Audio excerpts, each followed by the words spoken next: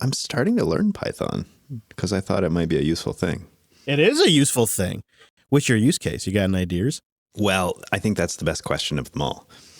I don't have a well-defined use case, but what I've been looking at this week is what are the general use tools in the world of, what we're doing that might be good to know even just a little bit about. So have just a base knowledge about Ansible, for instance, have a base knowledge about Python, have a base knowledge about Git, because I think Git is fabulous. I'd like to know a little bit more about it, but I don't have an everyday use for it yet.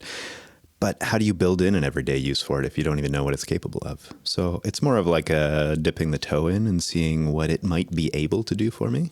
And Python seems like an easy place to start. It's useful for a bunch of different types of problems. It's relatively easy to learn, it seems. And Wes has like tons of advice for that. So he and I were going off yesterday he's like, oh, you should try this too. Oh, and if you need a REPL, try this REPL. It's really great. And he's such a great resource. So anyways. That's great. Yeah, that is great. Even if I do nothing with it, this whole process is fun.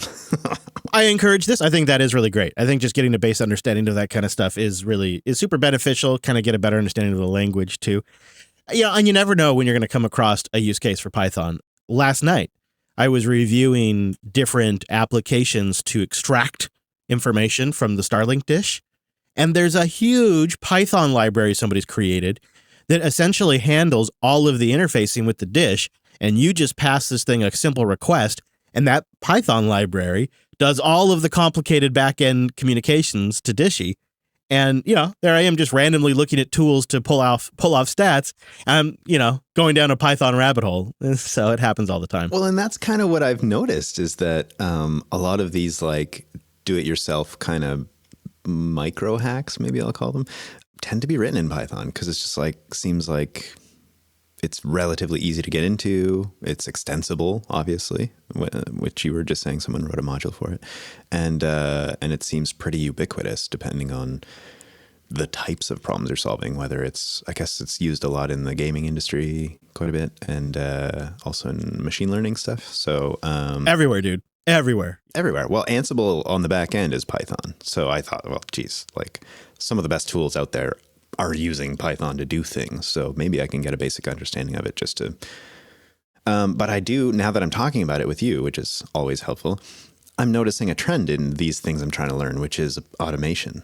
Ansible has a way of automating things. Python is a way of automating stuff. Git can help you automate a bunch of things. So maybe that's where I'm headed. I could see that. It's a good area to get into. It's a bigger and bigger area as infrastructure gets bigger and bigger. I think personally, even I'm just getting tired of remaking all my infrastructure from time to time. So yeah, there's that too, huh? Yeah. Well, the whole NixOS challenge, changed my way of seeing the world. Office hours with me, Chris. Hey, welcome into the office. Make yourself comfortable. Twice a month, I open the doors up and I let the people in. And of course, Brent, he's always here too. He's got himself his own little seat. Hey there, Brent. Well, hello. That's cozy in here this week. I appreciate you making it cozy. Well, you take the time, you light the fire. The stuffed animals are a nice touch. Is the bunk bed a little bit too much? No, man, we'll take a nap after the show. I think it's going to be great. All right. So I appreciate it. We got a packed show today. In fact, I just kind of decided to I just struck a few things from the show notes. Just had to make room. I had to make room because I wanted to start with your recent experience about trying to improve your network connectivity because you're out in what basically would be the idyllic scene setting for like a movie that takes place in the mountains with beautiful scenery, just gorgeous, gorgeous atmosphere. But unfortunately, kind of tricky for high-speed internet. And that is a constant thing that we're battling with. And so you did some, some upgrades? I think you better start from the beginning and kind of explain to us how you get connected to the internet and then tell us what you did to fix it and upgrade it. You know what I mean? I do. Yeah. So just picture a little cabin tucked away somewhere in the Canadian Rockies. And I'm living on a property with my brother. So he has a house maybe 100 paces that way. And so the way we get internet is, it's like Starlink before Starlink came. So there's a tower on the mountain that you could see out in the field over there. So we get wireless point-to-point connectivity, line of sight kind of stuff to the other mountain on the other side of the valley. Now, is this like an actual WISP, a business, or is this like an acquaintance? It's a business, thankfully. They were recently bought out, so there's a lot of confusion on their end as far as which customers should be getting what. Luckily, that's playing in our favor in this case. But they've just basically forgot about us for a long time. And so when I moved here, I thought, oh, geez, I'm used to like fiber is what I used to have. And so I knew it would be a compromise being here. And it was okay. Like I could do most things. It's not the first time I've lived in the middle of nowhere trying to run off cell signal or something like that. The downside, I think, here as well is that my cell reception is equally bad. So it was fine. Everything was fine. We were doing all of our shows, Chris, through audio, and everything seemed fine. And then a few weeks ago, we decided to jump to doing some fun video stuff. And that's when I think we really started testing my network, because it didn't really have to work very hard before. And now it's really cooking. And I came to the realization that my network just wasn't going to cut it. It was fine in the evenings to stream TV shows at like 480p or something. But this is not good enough, I think, especially when I'm now uploading a bunch of video to you and my upload is like 1/10 of what the download is. So it was a pretty bad shame. So it's been about 2 years that my brother and I have been wanting to perform upgrades because the little dish that's hanging off of his roof, when the installer put it in, they did an extremely bad job. Oh, go figure. I'm going to describe it to you and you can feel badly for me. So the tower is on the west side of the house, but the dish for some reason was placed on the east side of the house because that was the easiest way to lay out cables on the exterior of the building. You know, these installers, they just drill holes in your building and they just run wires wherever they want. But also the mast that they placed the dish on is just too short for the incline of the roof. So the dish itself was actually pointing at the metal roof, trying to reach the basically the mast that's on the mountain over there, but it couldn't aim low enough because, there's a valley between us. It couldn't aim low enough, so it was like bouncing off of the metal roof to try to get signal. You were never going to get what you were paying for ever with that. No, not even close. And we knew that. We knew, okay, this is a terrible setup. It can only get better from here. But you got to climb on the roof. And we had to come up with a way of extending the mast as well. So it took us about 2 years to have a great enough reason to do that. And thankfully, JB toying with video was the reason. And so we got on the roof the other day. We got on the roof the other day. Got on the roof the other day. And luckily we had thought about this and had some parts. So we bought an extension to put on the mast. And when I moved to this cabin, it had do you remember satellite dishes? Everybody had them to get like fancy TV back in the day. Well, there was one hanging off this cabin. And so I was able to take the mast from that, get a grinder, cut it in half, and just take the vertical section of it. And we had a union and connected that to the existing mast for the internet dish. So we were able to raise it about 2 feet, which is great. But, this is a really sensitive piece of equipment. You just can't just take it off, throw it on, and expect it to be pointed at the right place. It's very, very directional. So luckily, we were able to call the WISP, the ISP, and got the best guy on the phone ever. It was like some surfer dude guy that's usually out in the field doing installations and stuff. And he's just like, hey, how can I help you? He's like, oh yeah, I'm usually in the field, but I just happen to be in the office today and nobody else is around. And so I could totally help you guys if you want. Like, what do you need? Like an hour of my time or something? Is that about what you need? So it was great because he, as an installer, could totally visualize exactly what we were doing, hanging off the roof, trying to do all this stuff. And he could guide us and be like, no, just do, let's use this method to try to point the satellite and stuff. And the other great thing was that he was able to give us in real time the signal from their antenna on the mountain. So instead of us, trying to do speed tests or something from here to try to get that data, he was able to give it to us real time. So it was amazing. He basically gave us a baseline, which is the internet connectivity that we had previously. And he's like, okay, we measure a bunch of stuff, but it kind of combines it into like a quasi score. And he said, basically, you're getting like a 1 out of 8 score. And if we go to a new install to try to see if it's possible and we get a 1 out of 8, we don't give those people service because they're not going to be happy with anything. So you guys have been running on like our worst coverage for years. And anything we do can just get better. Wow. In terms of speeds for our baseline, during the day was the best because the tower wasn't, I'm probably the only person using the tower during the day. At night was worse because, everybody's doing the Netflix thing or something. So during the day, I was probably getting like 15 megabits down and maybe 1 up. But in the evenings was actually the worst because the stability went way down. We couldn't even watch videos at 480p sometimes, like depending on the weather and stuff like that. So he said, anything we do is just going to get better.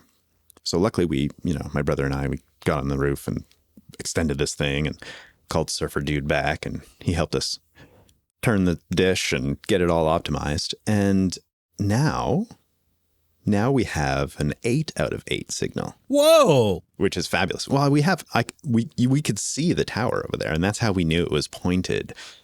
Our dish wasn't pointed very well, right? It was like, well, actually it's over there and it's totally missing it. So we have a very good line of sight. We just didn't have the right setup to take advantage of that. And so I think we're doing far better now, despite my getting on the roof and hanging off my fingernails for a little bit. I didn't get any. You asked me like, oh, try to get some audio because it could be really great. And he would have been awesome to have a little audio bite of. But I got to say, I was feeling busy on the roof doing stuff and I didn't quite get a chance to grab some. So apologies for everyone there, but you can use your imagination. So I will say, now our speeds aren't they're not magnitudes better. So I'm getting like 25 down and 2 up. But Surfer Dude says that's pretty much their limit, which actually we're not even subscribed to that. So he said like, because there was a buyout, you guys are kind of like grandfathered in. You're not supposed to be on that plan, but I'm just not going to touch anything. So as the installer, he was like, I'm not going to send you to sales because they're going to catch that and they're going to change things. So I'm just going to leave it like that. But he did say the difference for you guys now is going to be priority. So he said the way it works is that if you have 1 out of 8 signal, you're on the bottom of the list for priority traffic.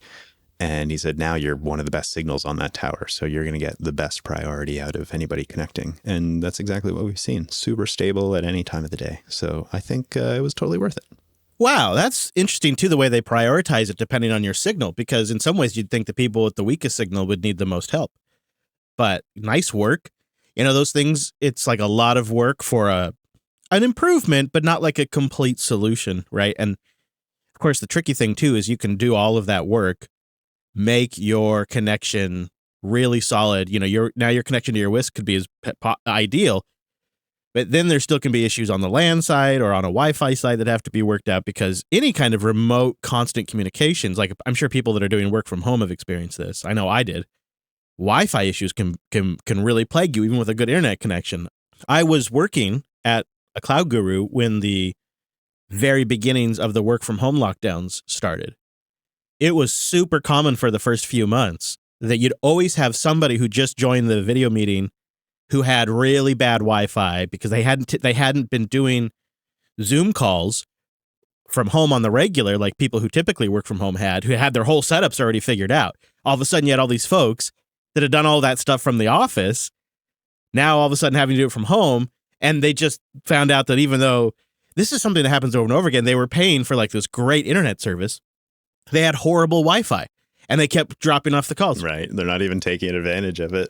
Well, and this is true for my neighbor too. She pays Comcast something like $80 a month for her internet.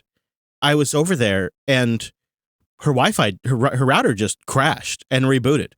And of course her phone or, whatever, just automatically connects to the next open Wi-Fi.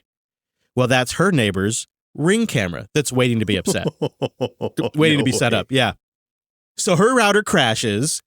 Then her phone connects to the next open Wi-Fi AP, which is a Ring device just waiting to be configured. And then she doesn't get any internet even once her router comes back online because her phone doesn't switch back. Oh, my goodness. She's like, oh, yeah, it happens all the time. For how long? That's for as long as I've had it. Yeah. I'm like, okay, all right. That is crazy. I just couldn't, right? But it's funny you're messing around with all of this, because not just last night, I went down the rabbit hole of figuring out an extension pole and suction cup mounts and all kinds of twist mounts to tie a thing to a pole, and 3D printed Starlink adapters, because I've decided I'm going to attempt to install my Starlink via an extendable flagpole from Harbor Freight. It's a 20-foot extendable flagpole. And then I will attach industrial grade window suction cups to that and suction it to the side of Jupes with also a ground stand.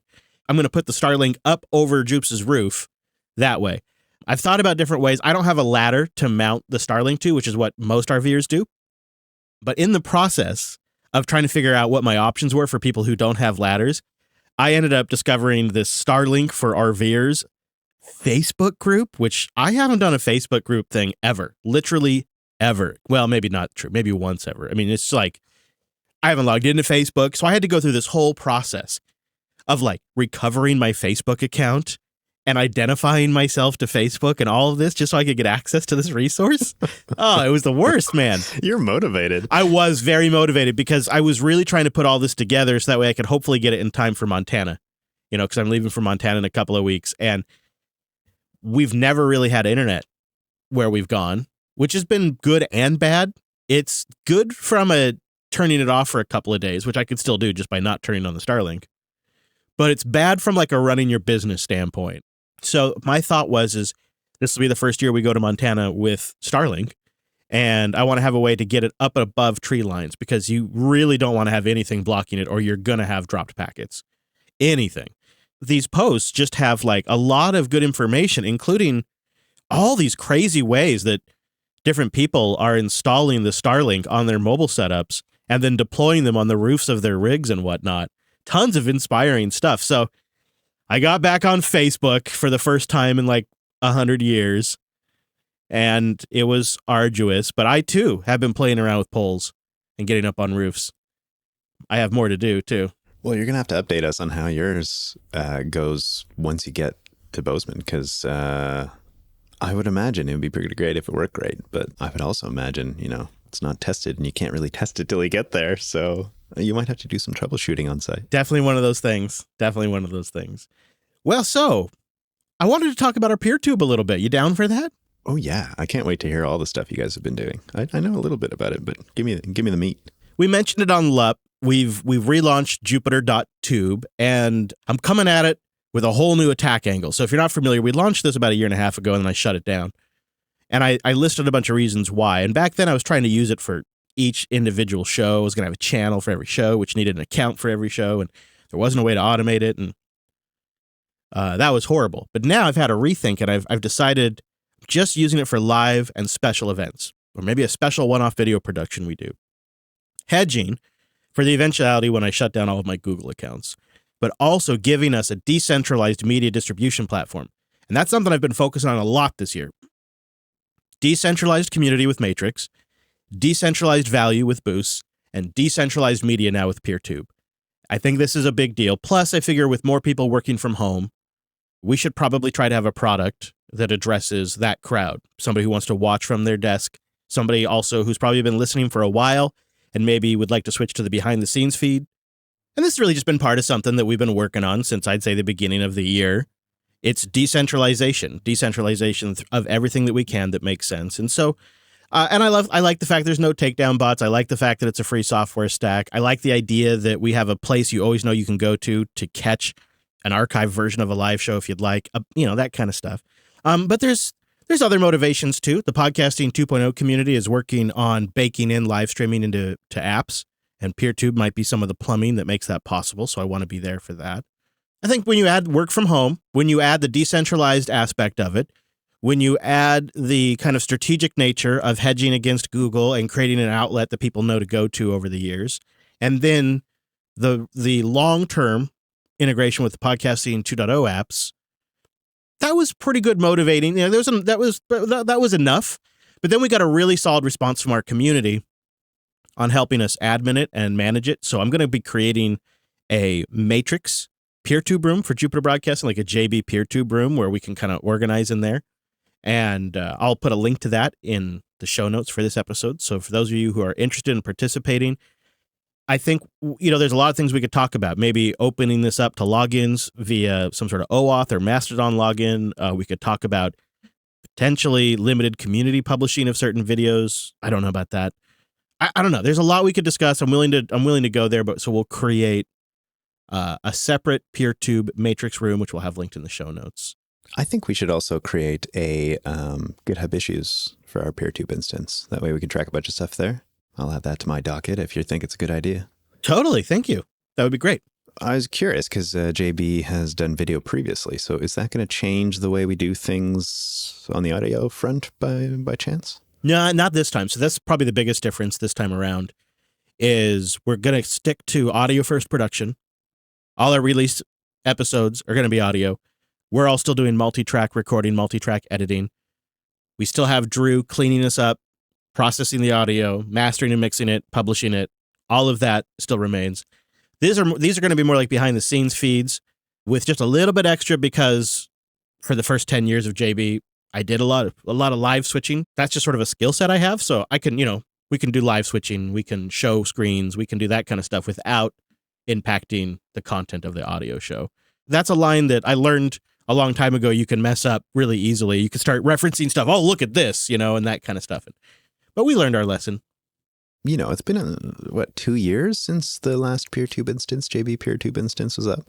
I was curious if you've seen improvements since then, both in, admin user interfaces and feature sets that are kind of tinkling your fancy, but also on the back end.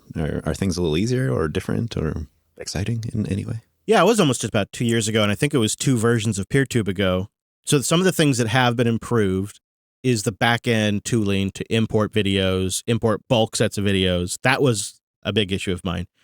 And then something that I did differently is this is a live events and specials PeerTube instance. It's not a every show gets published there PeerTube instance. And it's a lot easier to manage when you don't need like 8 different accounts on this thing. When we deployed it this time, I was like, wow, this has gotten a lot better, both on the back end, on the front end. But geez, it could just use a couple of features. And one of them, I'd really love to be able to edit a video because sometimes we start a stream, there's 20 minutes of music. Well, not really 20, but there's 10, 15 minutes of music, and then the stream actually starts. Well, I could go lop that off. Well, that'd be nice, right? If I could just go up into PeerTube and lop that off. And then the other feature that I really, after I deployed, I was like, God, I'd really like to have this is a permanent live URL that you can always go to, and then the video is available on demand later at a separate new URL. And PeerTube offers one or the other. You can do a once live stream with a unique URL that's available later, which is what we're doing, or you can do a permanent live stream that isn't available later. It's like this URL, and it's just, this is a live stream. It goes away after you stop streaming, but it's always at that URL. Well, today, as we record, version 4.2 of PeerTube is out, and they've added both those things. They've added live editing, so you can go up to an uploaded video, and you can set a new start time, you can set a new end time, you can even add an intro and outro to the video by uploading separate video files. You can even add a watermark to the video if you want. That's now in PeerTube, which is awesome. It sounds like you weren't the only one who wanted these features, and just in time, too.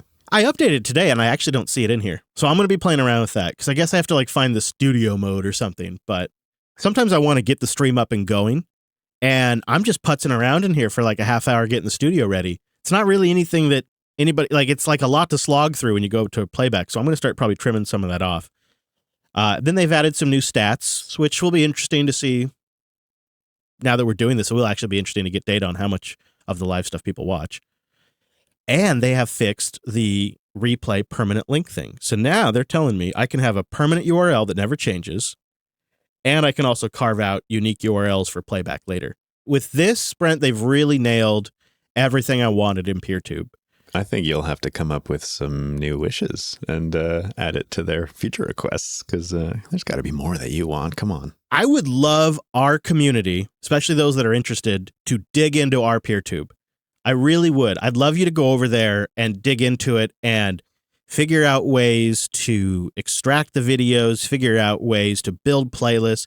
And also, I would love to know if there's a way we could set up on-demand VPSs, or maybe audience members could contribute some machine, and we could set up web torrent seeds that could act as essentially a community CDN for live events. I think it'd be great. And yesterday I was streaming the WWDC 2022 event, and it was rocking. PeerTube did so good. I was like very impressed. I was very, very happy.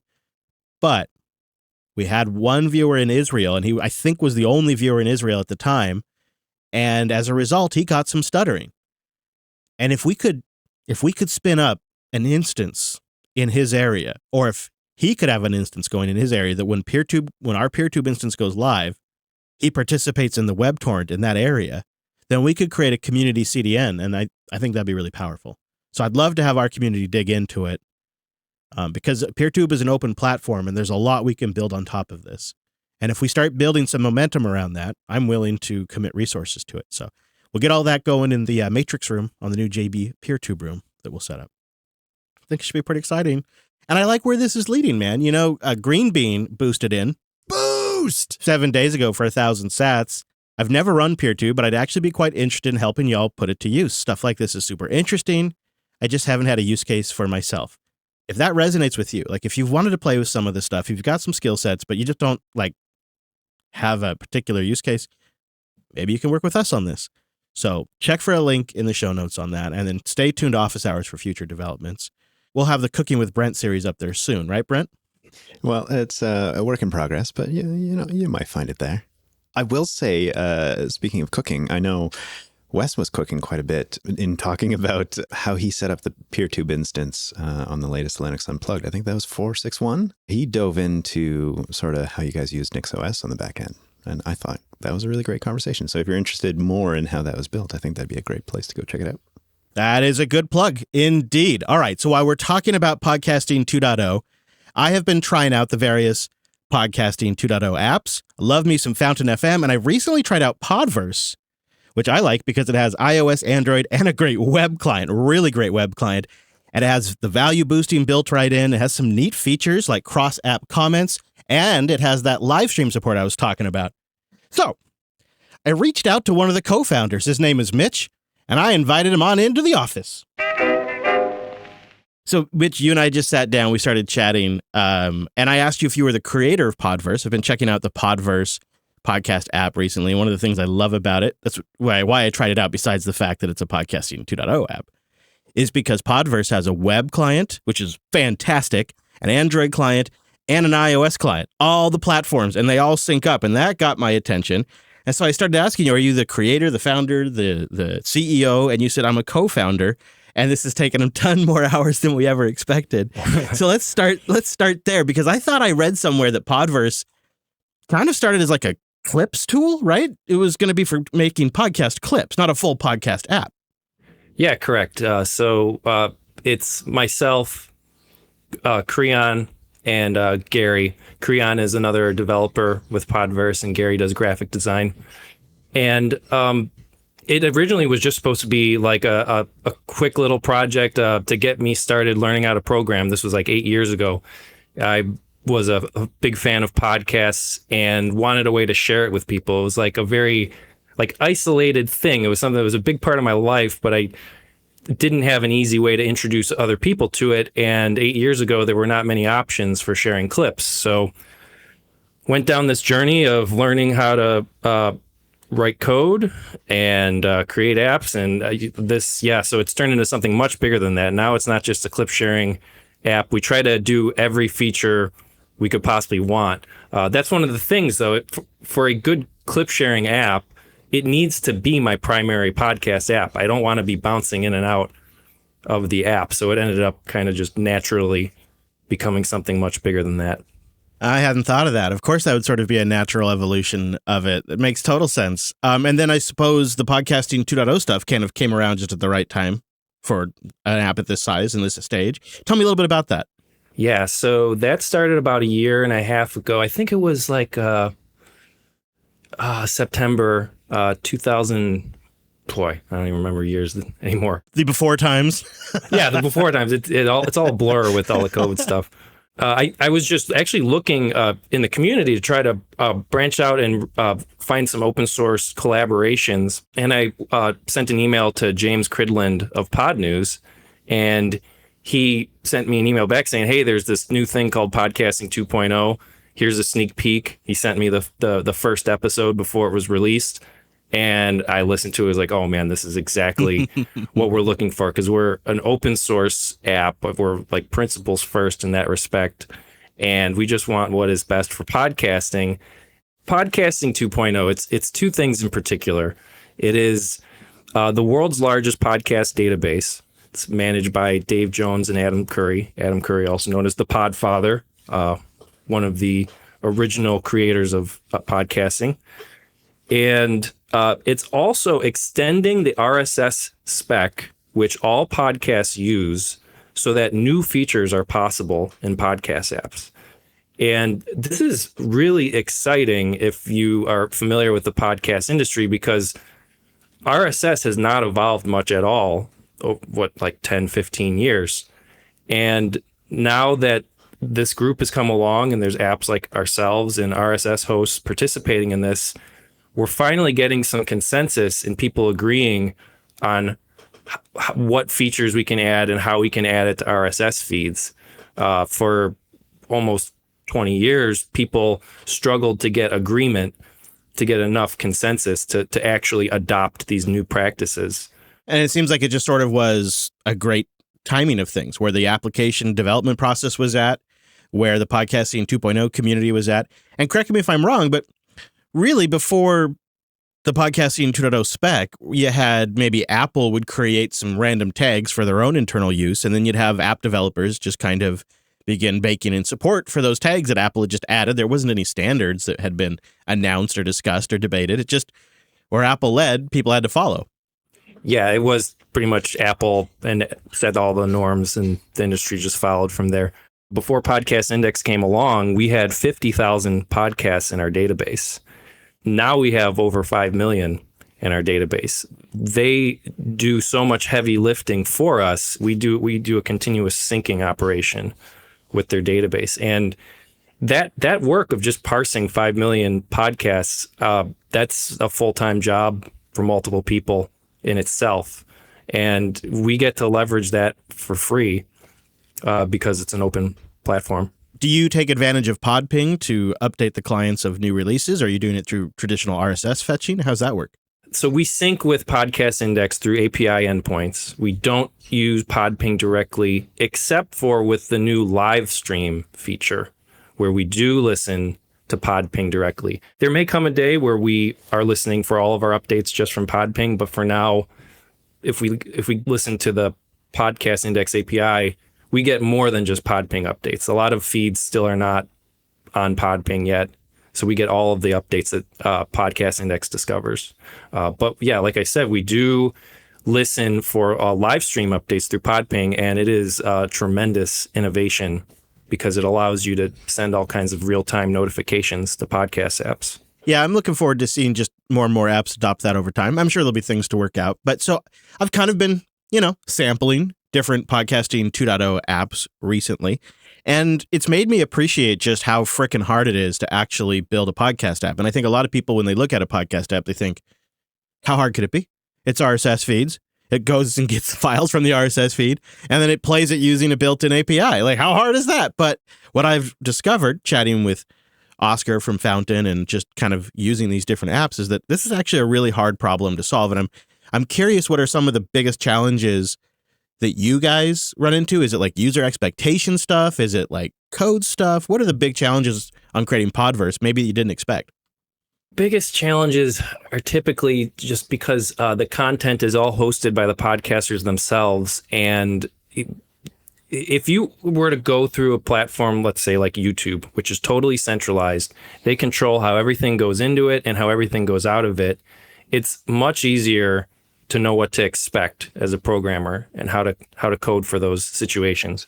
But with podcasting, there's some self-hosting involved.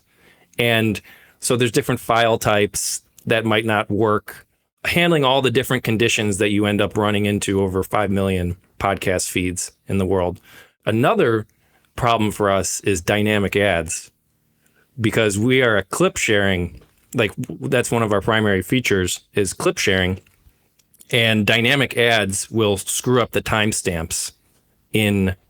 So if I say, here's a clip from 3 minutes to 5 minutes in this show, and it's just a reference point, and then we send that to in a link to somebody, if there's dynamic ads, it might jump to 30 seconds ahead or behind. Of course. Right. So how do you solve for that even? Can you solve for that? For now, we just don't. Dynamic ads are just not our favorite thing. And to be honest, for some podcasts, it works great if they don't have dynamic ads. If they do, you still get an approximation of the clip. You know, we're open to solving it in better ways, but we really don't ever get complaints about it. It seems like people just, most shows don't use dynamic ads, and that's such a big problem to solve. And like, we would have to do our own like detection, and we'd have to like figure out other people's rules that they could change on a whim. We would need a standard that we can follow reliably. Yeah, really would. You would have hoped, you know, just a crazy idea, but you would have hoped a standard like that would have been created before dynamic ads started rolling out. But this is the result of nothing really evolving in the podcast industry for the last 15 plus years. So on the topic of funding, I'd really like to pick your brain as a developer and as somebody who's implementing this stuff. What are your thoughts on the boostograms, value for value, and building an application on top of the Lightning Network? How has that whole thing gone? Value for value is very exciting. This is one of those developments that I didn't see coming with all, 8 years of working on this app until podcasting 2.0 came along. Yeah, it's the ability to send value. In our case, it's Bitcoin directly to the podcaster, content creator as you're listening. So we've been out of this for a long time until recently. There's been other podcasting 2.0 apps doing this, and we only recently were able to get involved with it through the Albi extension. It's very exciting to be able to support creators directly without having to go through middlemen. And yet Albi allows us a way where we as an app don't have to be custodians of people's wallets, which was a big sticking point for us, that we want to be able to facilitate these payments, donations basically, or boosts as we call them. But we don't want to control people's wallets at the end of the day. We don't want to be stewards of it. That's just so far outside of scope of what we're trying to do as a podcast app. Yeah, I could totally understand that. So if I'm using Podverse to boost a podcast, does Podverse get a split in there to help sustain development? Have you guys talked about doing something like that? So currently it's voluntary. We do offer the ability to send us a split. So on the website, if you are on a value-enabled podcast, which there's over like 6,000 value-enabled podcasts currently. Including our own podcast. Including your own. And the wonderful Podcasting 2.0 pod. It's actually an open source library that anybody can add to a website if they want. It's a web component. You just load a script through a CDN, and then you put a web component on the page, which if people are familiar with HTML, it's just a very simple element that you put on the page. And then it generates this form, which then calls WebLN methods. There's a new standard called WebLN, and it allows browsers to interact with browser extensions, is how I think of it. So Albi is WebLN compatible, and that form is WebLN compatible. So if you have Albi installed on your browser, then that form will be enabled. It'll be able to send messages to the Albi extension, and then Albi goes ahead and sends Bitcoin to the creators. Fascinating. I've been wondering about Albi. It looked like maybe something that I'd want to check out. I actually installed the extension, but I haven't set it up yet. I really like the idea of having it on a web form. Some people just love their existing podcast app. They don't want to switch. That must be something you guys are constantly thinking about too. People love some people, not everybody. Some people, they're still using like the default podcast app. Ugh. Yeah. But, some people have like made a real like conscious decision to switch apps. What are your thoughts on getting people to, entice them to try out Podverse? It's a really difficult problem, and I think I'm really bad at marketing. So I don't have a great answer. You understand how people get entrenched in whatever habits, whatever platform you're using. It has to take something really compelling to pull you into a new app. I don't really have a solution other than that. Then we just keep trying to add exciting features, try to do things in what we think is the right way, where we're all free and open source software. We don't sell people's information. We don't spam people, and we don't add our own advertisements and stuff like that. So we're just trying to make the best product we can, and hopefully word of mouth will take hold. That kind of raises something I've been thinking a lot about lately, though, which is how it would be nice if our apps could share data between themselves in compatible ways to make it easier for people to switch between apps. Not just in like, I'm going from app A and now app B is my new app, but that you could bounce between the two. It's conceivable if we have export, import standards between apps. But to my knowledge, I'm not aware of existing standards for that. So that is something I'd like to explore. You have support for OPML imports now, right? Yes, OPML is good for your podcast manual. Well, it's your podcast subscriptions, but what about your listening history? Like, since we're syncing across devices, a lot of people actually like the mark as played feature. Like, we get emails about it saying, if it's not working, they'll tell us like, hey, I want to see which ones I've listened to already. That was a big draw for me for Podverse. I'm listening in the car, and then I get down to the studio. I want to finish it up on my studio speakers. I like to play it on my desktop, so syncing between them that's got to be an interesting challenge. I was curious, too, what your thoughts are on cross-app comments. I see a couple of different trajectories in the Podcasting 2.0 community right now. Some podcast apps are already just going all in with the Lightning comments. What are your thoughts on cross-podcast app comments? So maybe I'm on Podverse, and I leave a comment, and somebody's on Fountain, they leave a comment. In theory, no matter what app you're on, you'd be able to read those comments. Yeah, So at least one version of it is very doable, which we've already implemented on web and mobile. So yeah, the idea is a unifying thread. Like the podcaster has one thread in particular they want all of the apps to use, which is a brilliant idea and very useful, I think, rather than being scattered across 10 different comment threads. Amen to that. The part that I'm not sure how we accomplish is sending comments through the app. So currently, the way we have it set up is it'll render the comments, but if you want to leave a comment, you have to press it, and it'll open the web page that is where it actually is hosting the comment. And I see it's like doing a little bit of thinking as it collects them too. I get nervous when a loading spinner takes more than 3 seconds. Hey, but it was because there's a big picture in there. That's why. Somebody loaded up a big picture in their comment. I didn't even know you could do that. Yeah, so this is ActivityPub, which is like a federated, I would compare it to Twitter and people's common experience. Sort of like Mastodon's back end, right? Yes. I'm vaguely familiar with it because I know PeerTube uses that as well. So there's like a root comment, and we just collect all of the comments based on that, and then we render them in there. And if you were to click on it, it would open that Mastodon instance, and you could then leave comments through that page. So we have that set up with ActivityPub and also Twitter. And then, of course, the Fountain app's been experimenting with Lightning comments, which I think ActivityPub makes more sense to me just from a technical standpoint, but I'd be curious to pick your brain on what you think about Lightning comments. It doesn't really fit with what we're trying to do. We haven't thought about it very much. I don't see the value added. If there's more demand from listeners and podcasters, it's something we could explore more. But we're not really like a crypto first app. We're a podcasting first app. It just so happens that it's getting really easy to add these value enabled features, and it's an exciting thing to participate in. So we're going down that road. I like it. I'm glad you are. I think that's a good balance to strike. And I think Bitcoin and Lightning is the safer of any of the cryptos to enable. So I think that was it's a nice, I'd say cautious move that is really, the boosts I get, I love them, man. I love them.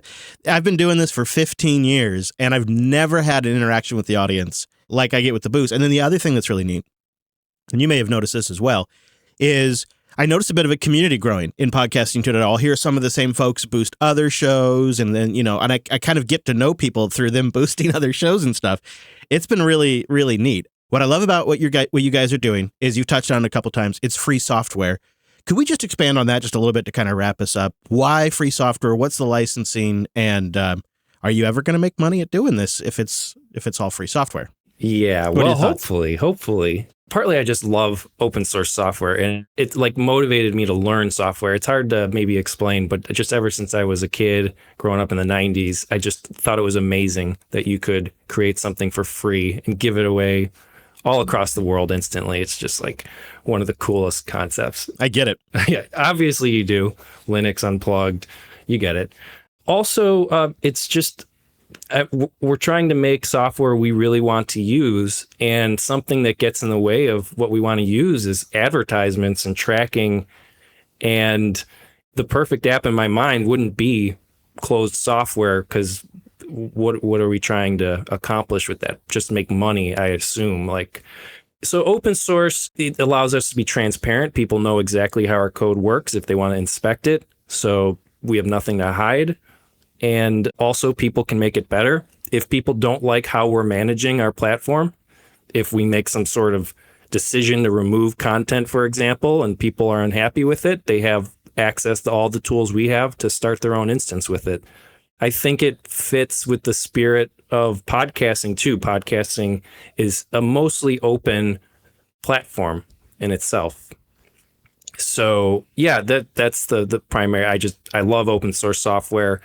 I don't know, it excites me. And there's also not that many great open source podcast apps. There are many open, but they're kind of like hobbies or like a side project, like a weekend thing somebody did for a couple months. Before this, the only one I was really aware of is AntennaPod, which is Android only, and it's a great app, but Android only. I'm not even sure what the leading iOS open source app would be. Probably Podverse. Maybe now. I hope. I mean, I love it. The only thing, if I as a podcaster could have anything I wanted from Podverse, I know this is going to be really crazy, but I'd love to be able to embed your player on my website so that it's a basic player on my website with all of the play controls that you guys have, and the artwork display and the description display that they could expand. And then if they wanted to click into it, they'd just go into Podverse and be in the whole Podverse experience or something like that. But something I could embed on my page, because we're looking at rebuilding our website, and we're looking at what we want to use as our podcast playback when people just want to listen on the website. None of them are as good as Podverse's, Wow, well, thank you. Thanks. It's funny you say that, because it's like one of my top items on my whiteboard is embed. Oh, really? Embedding is coming soon. Well, let me know. Yeah. We saw guys who have been promoting us a lot. They're just been really nice. The Sleek podcast, they ended up embedding our whole webpage in an iframe on their site. It's like, okay, go ahead. That's one way, I suppose. I was looking for something a little more low-key. No, we'll have a proper clean design for it. Well, Mitch, thank you, sir, for coming on here and chatting with me. I'll have a link to podverse.fm if people want to check it out. Of course, Office Hours is in there, and I can link to Office Hours, so I'll do that. That'll be in Podverse. What else should we, anything we didn't touch on that you'd like to mention, or anything about support or anything like that, just to let, anything kind of open-ended for you to touch on before we wrap up? Not really. Just if anybody has any questions or feedback, podverse.fm. We have multiple contact options through there. Also, if anybody's interested in helping with translations, we have a translations community, and we're trying to. We have this nice setup that makes it really easy for people to just pop in and start translating words. And you don't have to translate everything, just like here and there. If you translate some words, and then it ends up automatically making a PR that goes to our repo. It's called Weblate. I'm not sure if you've ever heard of it before. Oh, I'll have to look into that. That sounds really great. It's really cool. That actually makes it possible, huh? That's so cool.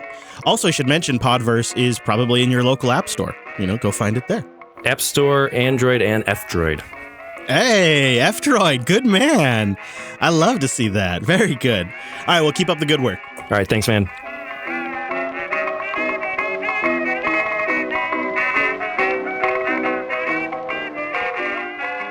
A special thank you to Mitch for joining us, spending a little bit extra time coming into the office and hanging out. and the hard work he and his co-founder are doing on Podverse. We'll have links to Podverse's main page, office hours in there, and also their GitHub, because it is all open source. So we'll have all that there. Hey, Brent, little breaking news here in the studio. Really? While we were watching that, I got a knock on the door. And who was it? That's kind of random. I mean, I did not expect this, but it was FedEx, and they were arriving with my review unit for the HP Dev 1 laptop. That is impressive. Well, I know it's just a white box at this point, but geez, I kind of feel like this might turn into like a box opening video all of a sudden. Oh, and there's a little note in here. It says, thank you for taking the time to check out our Dev 1 notebook. Hope you enjoyed as much as we do. Looking forward to hearing what you think about it. Best, HP Dev 1 and System 76. That's awesome. So I'm curious what you're planning on putting this thing through. Have you thought about that at all? I'll a battery of tests just to kind of get an idea of what the heat and fan noise is like, and then a lot of just functionality tests. So my buddy Mike on Coda Radio has had he actually bought one, so he's had it for a few days longer, and he did his first impressions on Coda Radio, which came out on Wednesday. And after we talk about WWDC, we talk about his HP Dev 1. So I'll probably give some first impressions in Linux Unplugged this week, I would imagine. I would like to know, are you going to run just whatever came on it? Are you going to replace it as well? Any thoughts around that? I feel like I should always run it in the default config for a period of time and get a sense of the product.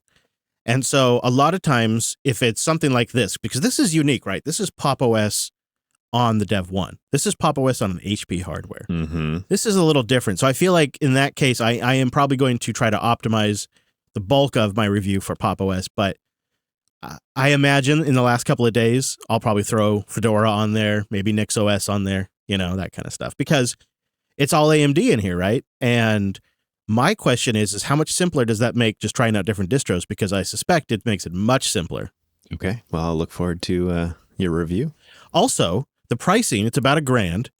It's not unreasonable if this is a well-built, long-lasting, well-performing Linux laptop that doesn't make too much fan noise when it's under load. I could see this kind of being like, when JB gets to the point where we're kitting out remote hosts like yourself, this would be like the recording laptop you would get.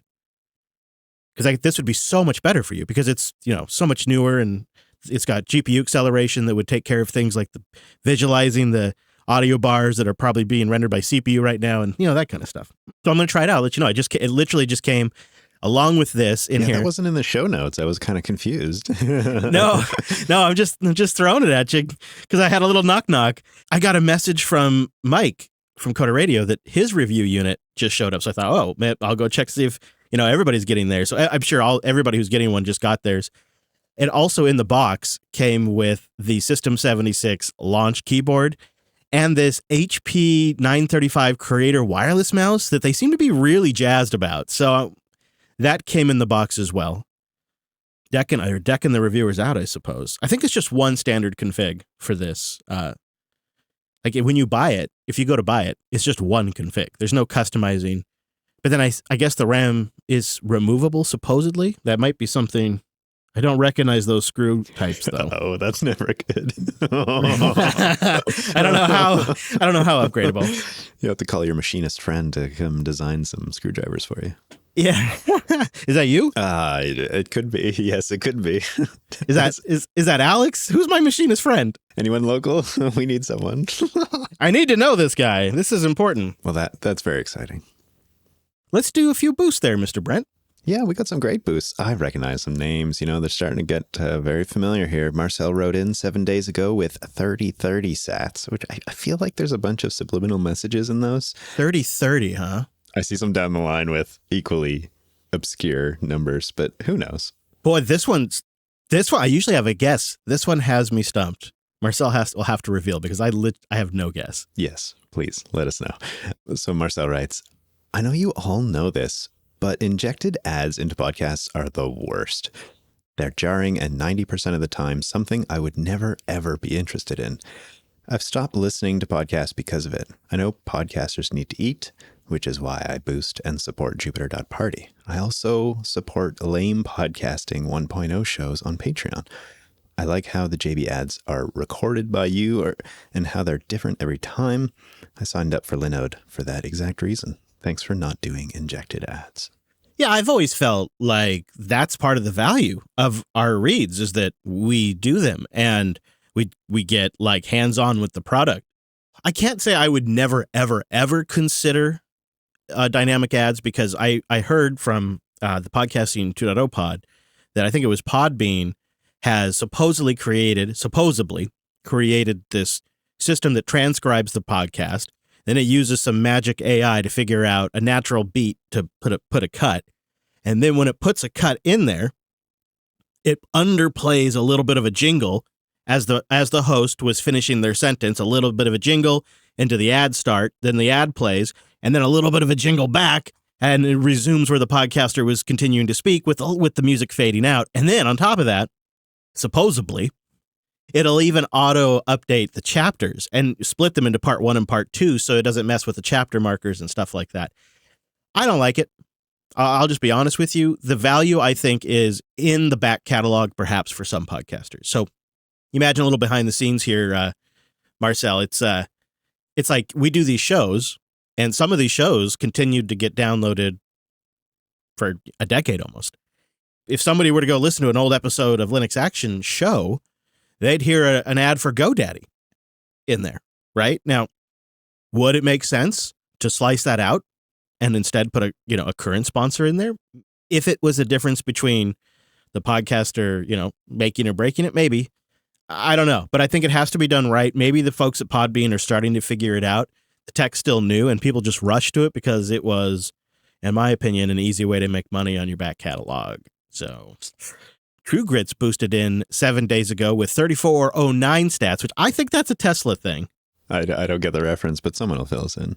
Says you mentioned on a live stream once that you were testing out PeerTube, and that tended to be generally behind, say, maybe Twitch or YouTube because of the peer-to-peer streaming nature. What if the live streams were actually streamed to PeerTube first and then sent out to YouTube and Twitch after that? Would that solve the problem, or would it just make it worse? That's a great question. Very on point, True Grits, with today's episode, too. We are considering that, but probably not. I'll probably keep going to Twitch and YouTube until they stop giving me free bandwidth, which I assume is inevitable. My dread, and I know this just sounds like conspiracy bacon right now, but my dread is that some Western government is going to outlaw encryption in some way, and that it's going to create a horrible conflict in the free software community. And I'm going to fall on the side that encryption should be available to everyone, that it's a human right. And so I could see a day and age without me doing anything politically controversial, without me becoming like the Alex Jones of podcasting. I could see the current status quo shifting to where maybe, my stuff is labeled as dangerous or misinformation or something like that. Because I'm not, I don't know. I mean, I'm just thinking what could happen. I'm also thinking, what if one day I wanted to get down the road and not have a Google account, that kind of stuff. That's just been on my mind, So I think until they kick me off, we might as well take their free bandwidth and get the free network effect. And then what we'll do is we'll just do more stuff on the PeerTube over time. We'll stream earlier over there where we can play whatever we want without getting, kicked off, like the WWDC stream or some special event, or like, Cooking with Brent. And True Grits actually sent in a double boost. They wrote in to say that they're still waiting on the LUP membership feed to support boosts. Oh, Chris, what's going on with this? Can you update us? It cuts. Oh, it cuts. It cuts. It's in the progress. We have to build a bunch of tooling. So my plan is to start actually with the office hours and self-hosted member feeds we're working on, and probably eventually Coda Radio member feed, and make them boostable first. Once we get that kind of dialed in, probably transition the older shows, but not start necessarily with the biggest and the oldest show. You know what I mean? Don't want to break everything first.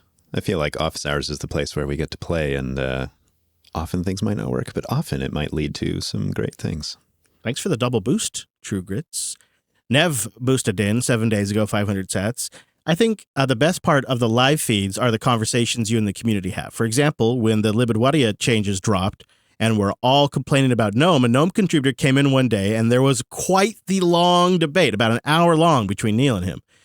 In my opinion, content like that should be available somewhere, even if it's behind a paywall. I often find myself commenting on the live feeds more than on the shows themselves. I specifically remember that episode. It was fabulous. We kind of let that discussion go on because there was so much quality there. And I think, did we do the show late by an hour because of it, or? Yeah, I think so. And then it continued after we wrapped up the show. It continued. It sure did. Yeah, the show was just like an earmark in that conversation. But that is available to members, right? Jupiter.party. So if you are a member, it is on the feeds there. So that would be a good place to find it if you're looking for it. I believe the episode is fairly easy to find. I don't have it on the tip of my tongue, but you can use notes.jupiterbroadcasting.com to find when that was mentioned. Boost! Dylan wrote in 7 days ago, 3500 sats. Great to see you so motivated on a new show like this. Excited to see more of Office Hours. Well, it's really because Brent keeps showing up. Let's be honest. No, I am very excited about Office Hours. I've been enjoying it. The one thing I'd like to expand on in the pre and post show is interaction with the Mumble Room and just asking questions about what's going on at JB or in the Matrix Room. But we're getting there. You can also do it through Boost. And so far, we've been doing the sponsor free. I think that'll probably change next quarter. But right now, we've just kind of been doing it to see it as a grand experiment. But I think it'll stick around. I've been enjoying it. And I really appreciate you guys boosting in, subscribing, trying to find it in Fountain when you can't find it. Like everybody, I feel like people have been going above and beyond to participate in the show. So I am super grateful. Our buddy Dave Jones came in this week. Boost. He says, man, I'm loving Office Hours. I just started listening. What is OpenSats? So Dave boosted in 2,112 sats. 15% split of that is going to go to OpenSats. 15% of all of the boost to Office Hours and Linux Unplugged for the last 3 weeks have been contributed to OpenSats. OpenSats is a 501c charity that contributes 100% of the funds sent to their general fund, which is what we're doing. They send 100% of that to free software projects. And a big reason why JB is embracing boosts and lightning payments is because I actually believe this is a way through our audience, we can build a network of people participating in this payment system that will then be in a position to support free software when free software projects come online. And that's a big part. It's like, this is like a 5-6 year picture that I have in my head, but that's where I see this going. And I think it starts here. And I believe OpenSats could be an avenue to that future. So we've been contributing for 3 weeks. This will be the last episode because this is the last episode of the month, by the way. And because I'm going to be off the week in 2 weeks. And so that's what we've been doing for the last 3 weeks. We've been giving OpenSats a cut. I love them. I looked into them. They look completely legit. You can also contribute to their operational costs if you like. But right now we're just doing the general fund. So it all 100% goes to free software. A lot of it in the Bitcoin ecosystem. Some of it, the best software in the Bitcoin ecosystem. And it's just been our way to contribute back to open source. And it's been nice. Like, we've sent some money their way, which I think is really great. You know, I did notice that Dave sent in 2112 sats. And if you're a Rush fan, that's one of their more famous albums. So I don't know if that was intentional, but, send some love. I could see it being intentional. You'll have to let us know, Dave. The Golden Dragon wrote in as well. Big ups for boosts. I think that the split for OpenSats is phenomenal. Helping to fund open source projects in a meaningful way is always a +1 in my book. See you next boost. Thanks for opening the office. These are so fun. Thanks, Golden Dragon. See you next boost. How about this one? Turquoise Fox boosted in 7 days ago with 10,000 sats. Boost! And the boostagram just says, fund the open source. Marcel wrote in again, double boost. By the way, cannot find Office Hours in Fountain. Tried with Chris and Jupiter Broadcasting, but didn't find anything. Sorry about that. That has been tricky. I did contact them and I haven't heard anything back on that. Although then I noticed that Lima boosted in and said that they were able to find the right version of the show and send it some sats. So conflicting reports. I don't know, man. And for me at first, it wasn't showing up. And then I got a hold of the devs and told them, like, this show isn't showing up, but it's in the podcast index. And then I went back immediately to like get a screenshot for them, and I searched for it again, and it frickin' showed up. See, Chris, I'm just curious, if it wasn't showing up for Marcel, how did he boost in the show? You must have snatched this some other way. He could have been using Breeze. Oh, okay. Or there might have been a boost where Marcel explained it and I missed it, but that's a good question. I would like to know how Marcel... Right? A mystery. Maybe we just passed the test. I don't know. Gene Bean wrote in as well, another double boost.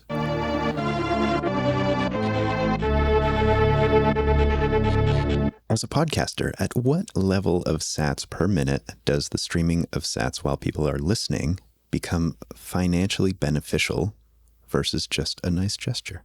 This is a fabulous question. That's a great question.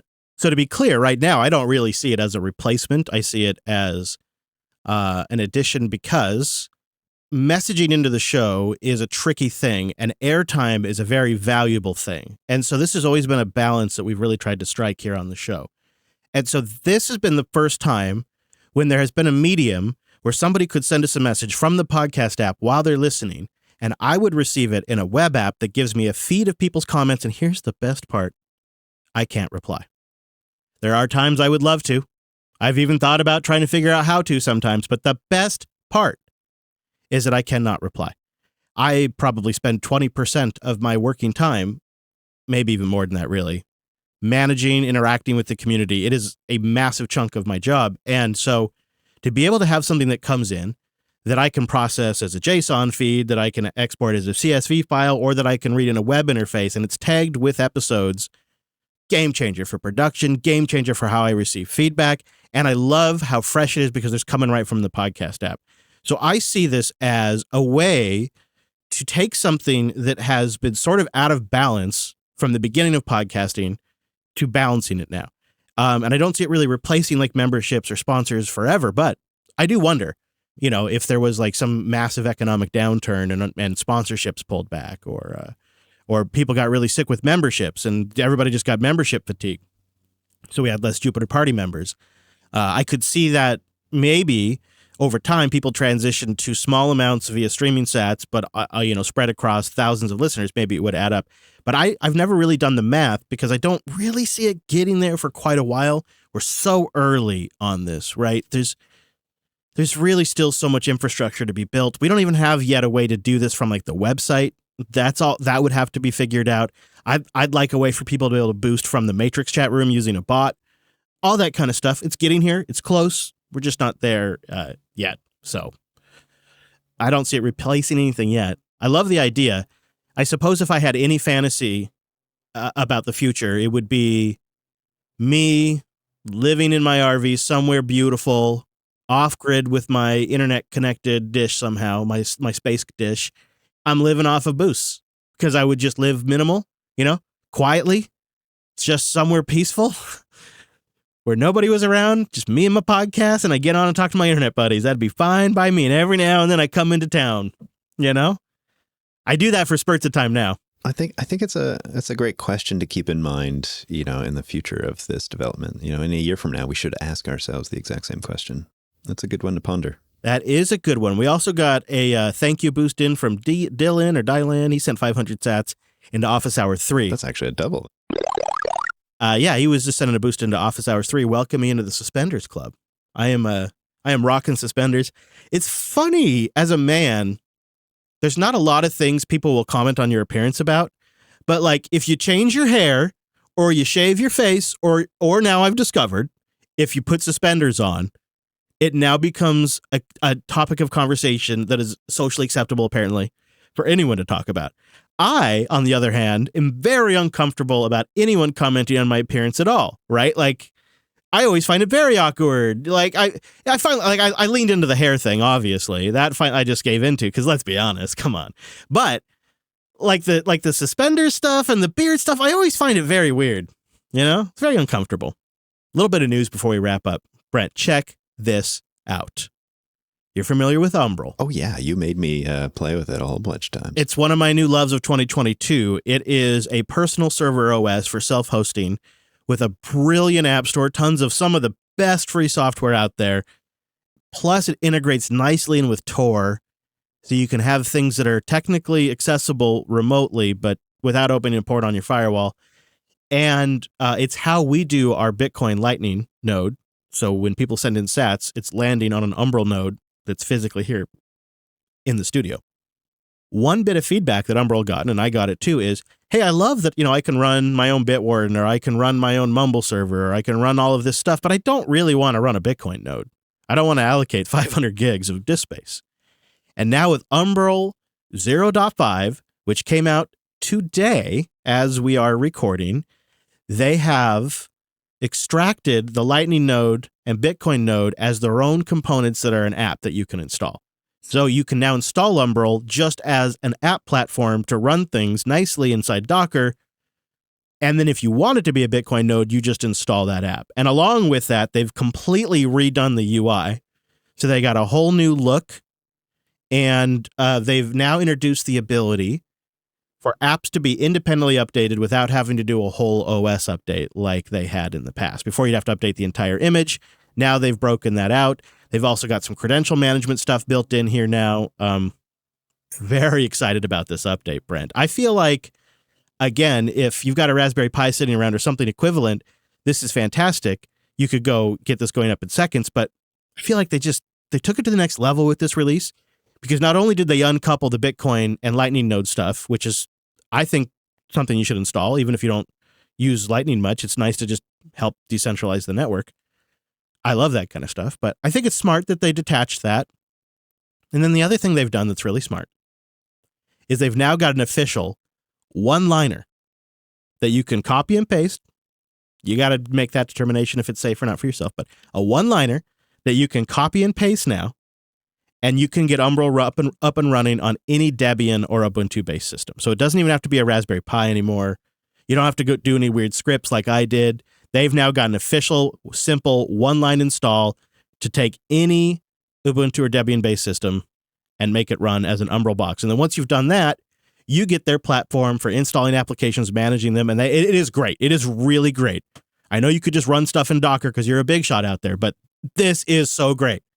I don't often brag about like these things that let you. I'm not even a Portainer guy. Like I'm not a web UI to manage your containers guy. But man, is this great. And I am big on sovereign data and bringing your stuff home. And I am big on decentralized computing. And I'm big on putting your stuff on your own land. So this has like Prism in there.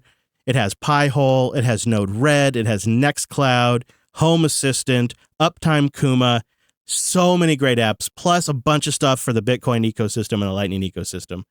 So it just felt like a special day because we got a brand new version of PeerTube today. We've been talking about that. And we got a brand new version of Umbral, which has been in the works forever. And they all landed right as we were recording. This is just a huge step for both these projects. And for Umbral, 0.5 now marks the first release as just a general personal server OS.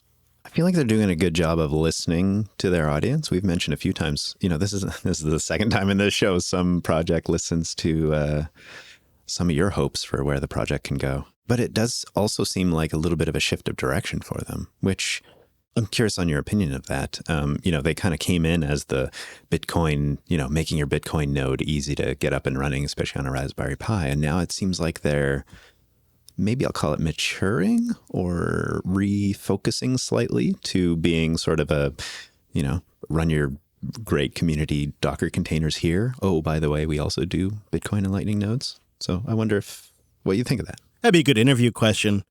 My sense of it would be they got into this market and realized what a demand there is for doing this right, and realized that they could address even more people if they decoupled the Bitcoin stuff. And I think that's a clever insight. And I think they're doing it in a way that isn't making it any less of its original purpose. It's still great as a Bitcoin node. In fact, I'd argue this is even a better way to do it now, because now you can update that independently of the major OS. It's a tight line to walk. If we get an opportunity to chat with them, I might take them up on that. I think we should try to do that. Sounds fascinating. All right, Brantley, let's see. We're not going to have an episode for this month after this. This is only one episode because our regular episode on the 21st that would be live and then released on the Friday the 24th. Well, I'm going to be in Montana with the family, so we're taking that week off. But we'll be back after that. You can always check out jupiterbroadcasting.com/calendar for our live times. And of course, if you just follow JupiterTube, you'll know when we go live as well. and you can always hang out there. And of course, the show comes out on Fridays. If you go to officehours.hair/subscribe, you get the RSS feed, and then you don't got to worry about it. It's true. Go get more Brent on Linux Unplugged. There's always stuff going on over there.